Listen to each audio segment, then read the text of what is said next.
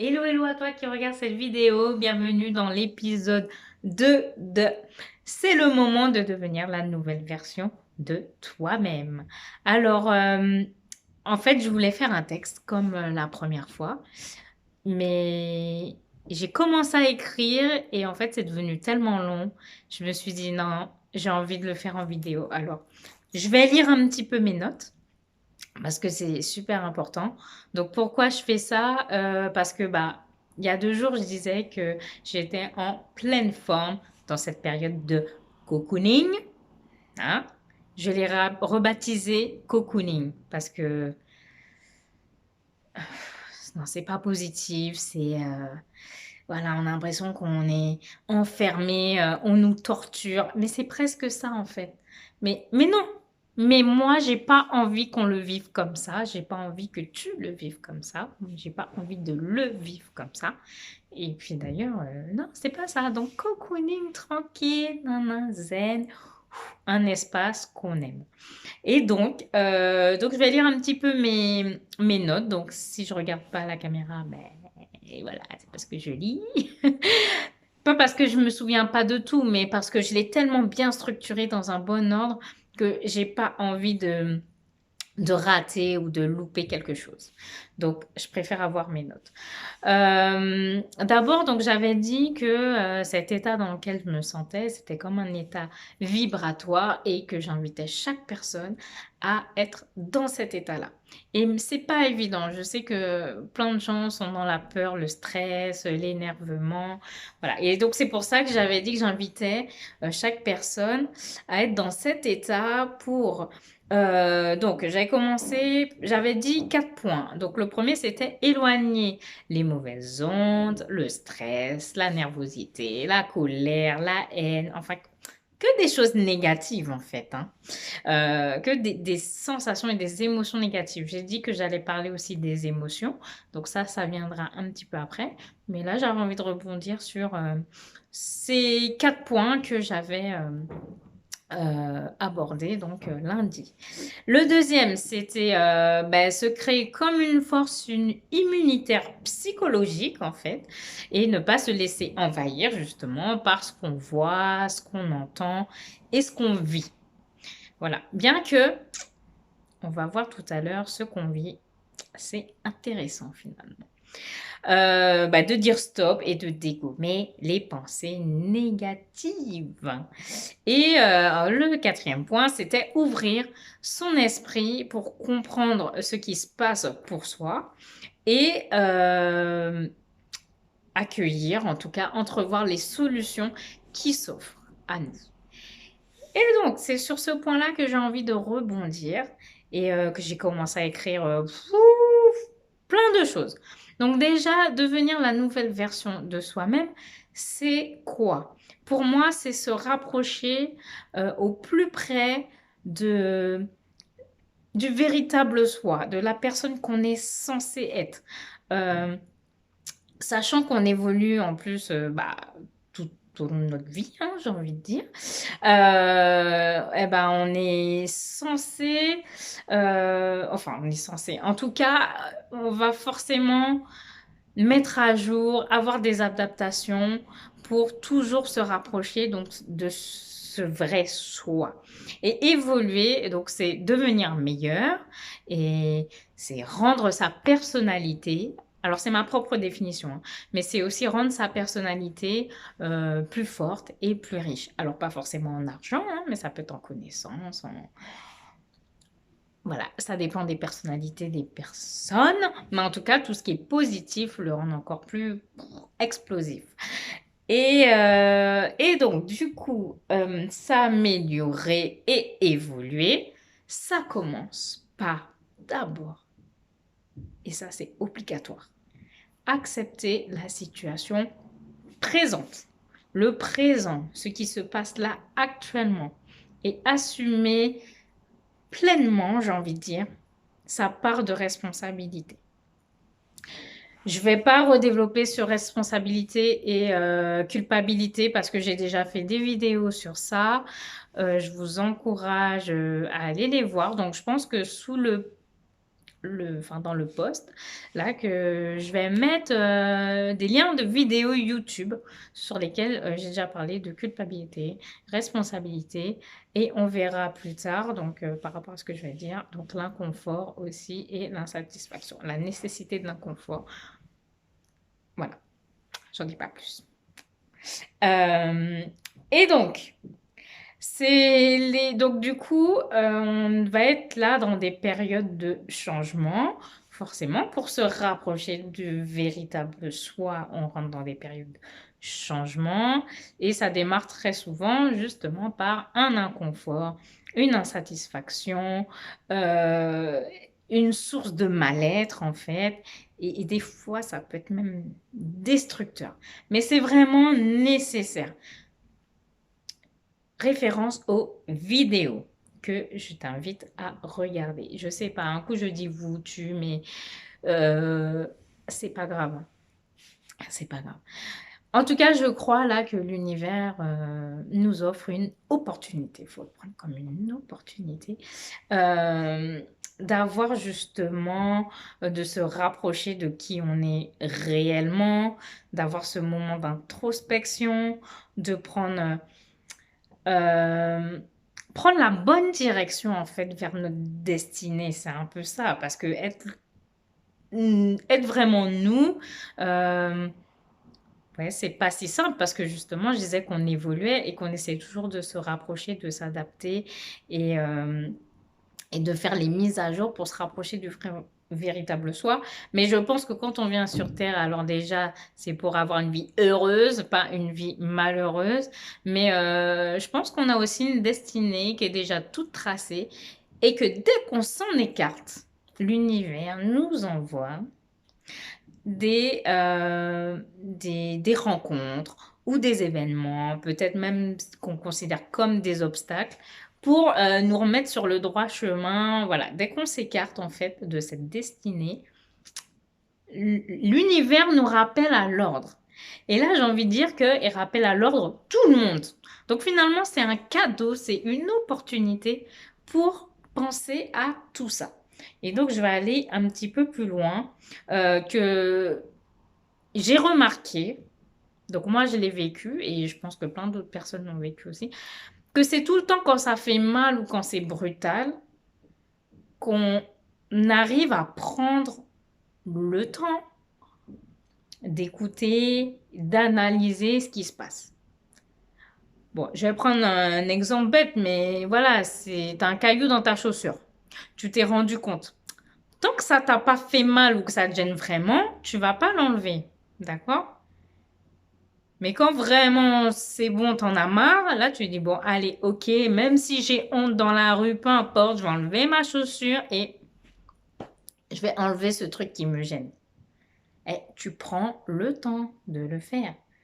D'accord? Pourtant, tu as vu que ça te faisait mal et tout et tout. Ah, des fois, tu penses que c'est dans la chaussure et non, en plus, c'est dans ta chaussette. Donc, en plus, il faut que tu analyses la situation pour voir exactement où c'est que ça te fait mal, pourquoi ça te fait mal. Peut-être comment, tu vas commencer à te demander, mais comment le caillou a fait pour rentrer dans la chaussure, à quel moment, enfin bref.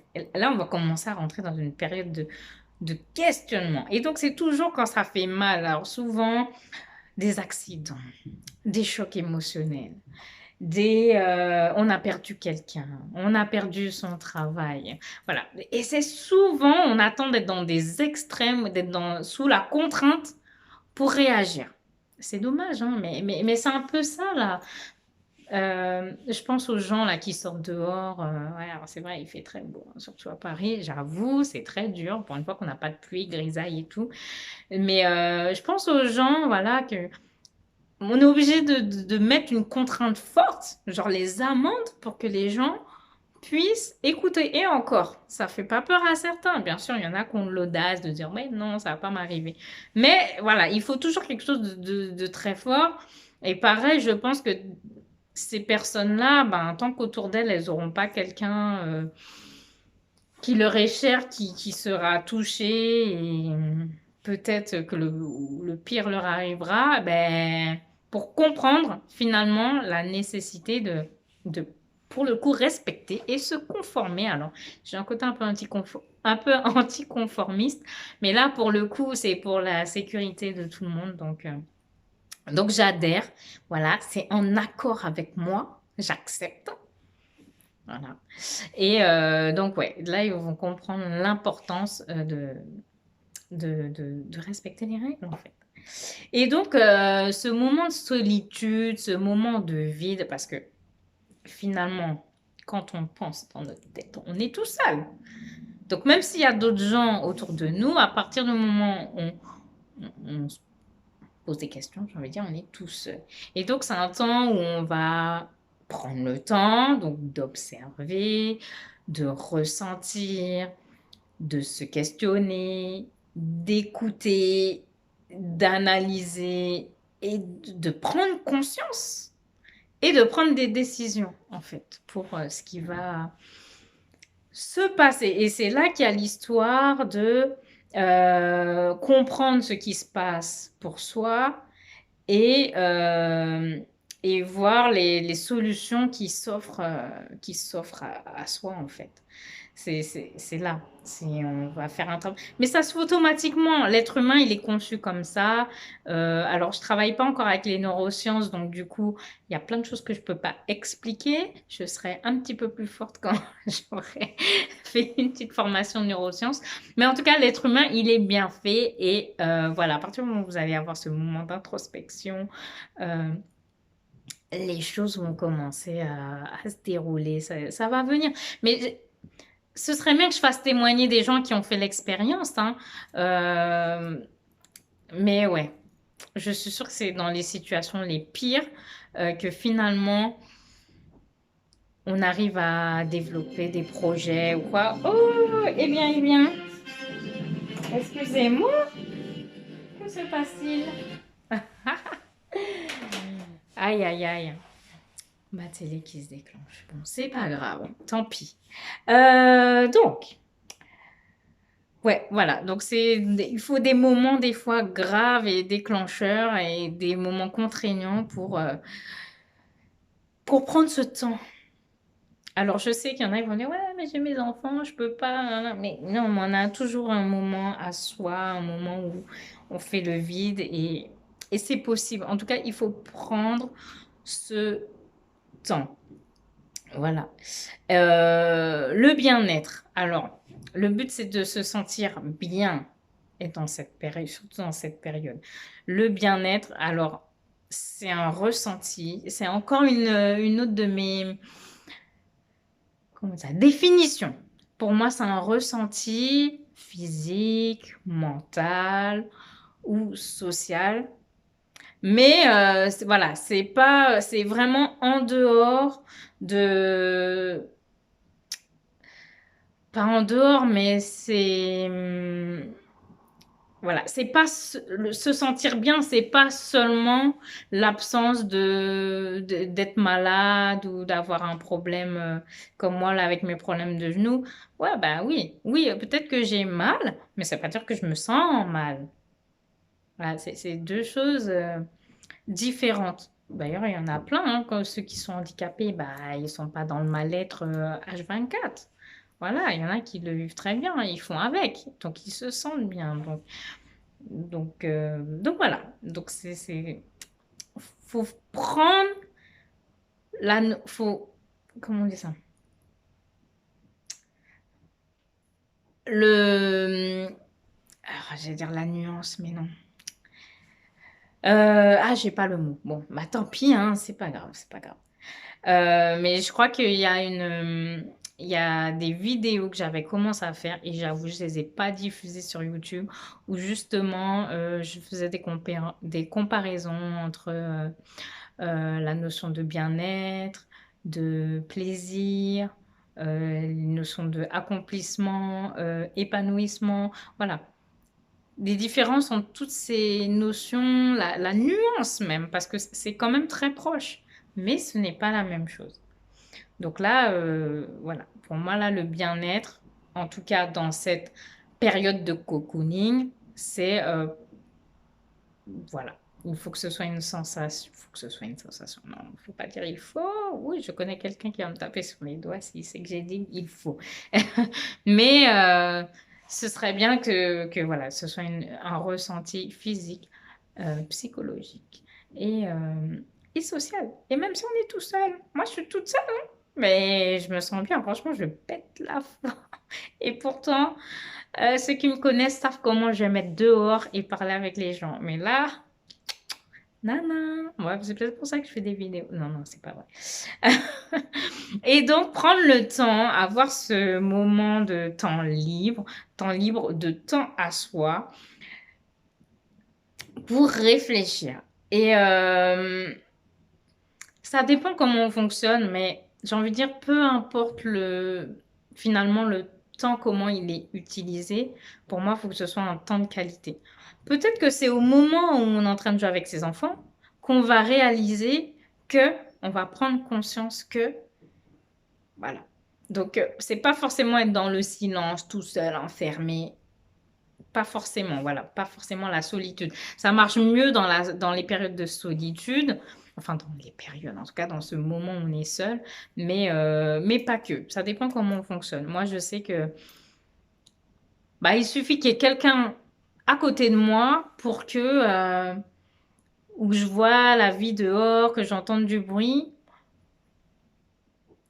pour mieux me concentrer sur et travailler sur moi que quand je suis dans le silence, là, voilà. Bah, moi, c'est pas comme ça que je fonctionne, mais beaucoup de personnes, c'est vraiment quand ils sont seuls, mais pas que.